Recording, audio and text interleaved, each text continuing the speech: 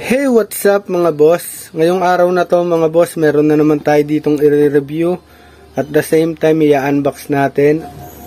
Ang pangalan ng sapatos na to ay Lebron Witness 8 EP. So mga boss, meron lang tayo ditong limited sizes nito. So PM lang. Ang price nito mga boss is 5,495. So binibenta lang natin siya ng 2,495. And then yung ibang colorway nito, siyempre mas mataas. So meron mga 2,795, meron pa nga 3,1. Depende sa colorway niya mga boss. So sa kanyang ibabaw ng box nakalagay dyan yung king. Ayan. And then sa kabila, ayan. Sa baba, witness nakalagay. Tapos, ayan, strike for greatness. So open na natin mga boss. Ayan mga boss, so solid oh. Wow! So mga boss, kung mapapansin natin sa mga palaging gumagamit dyan ng Lebron James na sapatos, mas madalas mabibigat. So mga boss, etong Witness 8, ang kagandahan dito sa sapatos na to, napakagaang. And then siyempre, yung sapatos ni Lebron, wide-footed siya. Kung mapapansin nyo, parang malaki siya. Kasi wide-footed tong sapatos na to. So ayun yung toe niya mga boss, may pirma si Lebron James dyan. And then yung kanyang midsole part, ayan, ganyan yung design, rubber yung ginamit na materials. Tapos sa kanyang body part, ayan, nakalagay dyan yung tigre.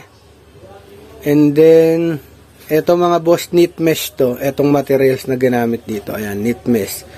So ang kanyang colorway is violet tsaka black. And sa kanyang sintas mga boss, yung pinagkakabitan, and yellow yan. Tapos yung kanyang sintas mga boss, napakaganda. So hindi siya madulas, katulad nung lagi kong sinasabi sa mga nire-review ko. So hindi to abala pag naglalaro tayo ng basketball, kasi malalak to na maayos. Tapos yung kanyang kabilang gilid mga boss, ganyan rin yung design, yung pinagkaiba lang, nakalagay dito yung pinaikling nickel dome. Tapos yung Nike na logo, ayan, kulay yellow. Sa ibabaw niyan mga boss, yung black knit mesh yan. So mga boss, yung kanyang outsole mga boss, napakaganda niyan. And then may spike din, tapos makapit. So ang forma nito, pwede sa pantalon, kahit pag naka-short ka, panggala sa mall, ayan.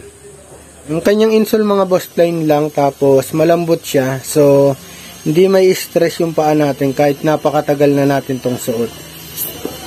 And mga boss, inuulit ko, 5,495 yung kanyang retail price. So binebenta lang natin siya ng 2,495 dito sa colorway na to. So PM lang tayo mga boss sa mga interesado dyan. Saka sa mga hindi pa na-subscribe sa channel ko, please subscribe to my YouTube channel. And then para updated kayo sa mga bago kong video, hit the notification bell.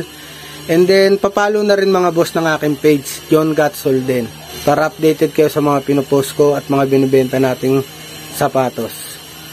So lalabas na natin to. So mga boss, ito yung kanyang dila, ayan, nakalagay yung tigre dyan, tapos nakakorona yan. So ang ganda rin ng design na ganito, ayan o, parehas yan. So mga boss, hanggang dito na lang, palagi tayo mag-iingat. Salamat sa lahat ng nanonood sa aking mga video at nagsishare. Paalam sa ating lahat. Peace yo. Bang.